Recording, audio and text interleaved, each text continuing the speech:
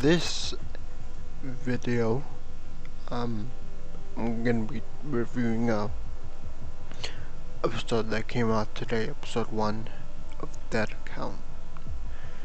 And honestly, as I was watching episode 1, it really reminded me of like JJK.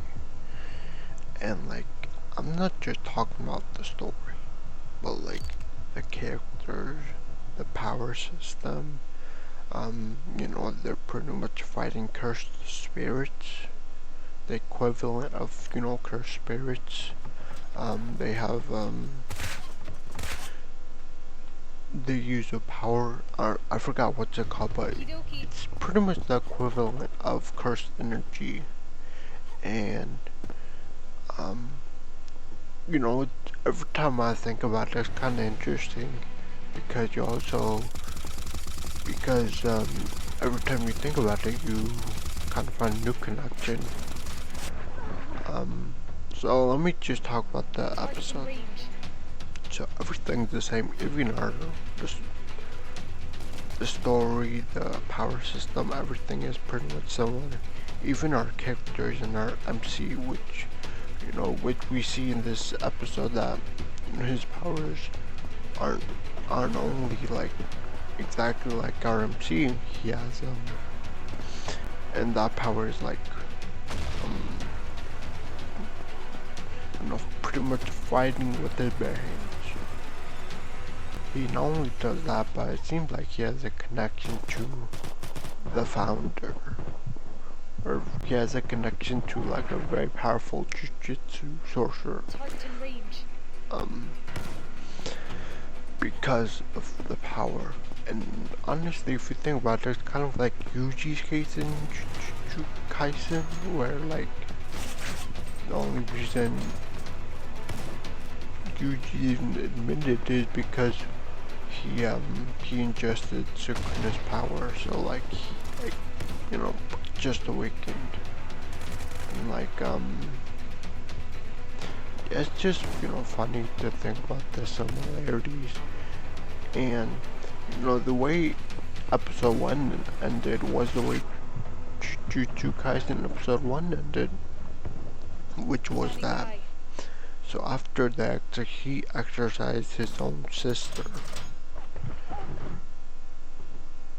It looks like a bunch of other people from the school came to investigate, because apparently the guy who was sent there originally told them that, yeah, this guy has the power of, that powerful sorcerer, blue flames. And so because of that, they obviously take him with. And then we'll see what they're gonna do with him in episode 2, but I can already guess what they're gonna do.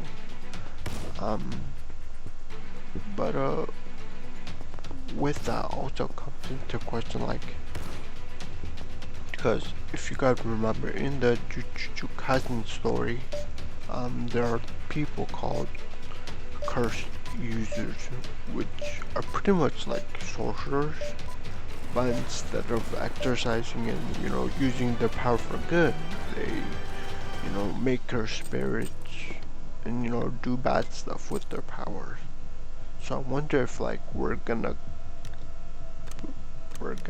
get the equivalent of that in future episodes. But yeah, like I said, the more time you think about it, the more it's like, wow, the resemblance is quite uncanny. Like I guess I'll mention this before I end, but in the episode, when we get introduced to a character, there's one girl character, and by the way she complains when she finds out that his powers like offense, it sounds like she's the support character of the group. So, and the equivalent, she probably has, positive curse energy, which in Jujutsu Kaisen Shoko has, and she's kind of like the healer. She heals everything, body parts, limbs, whatever, with her healing. So I think that's kind of the similarity in that.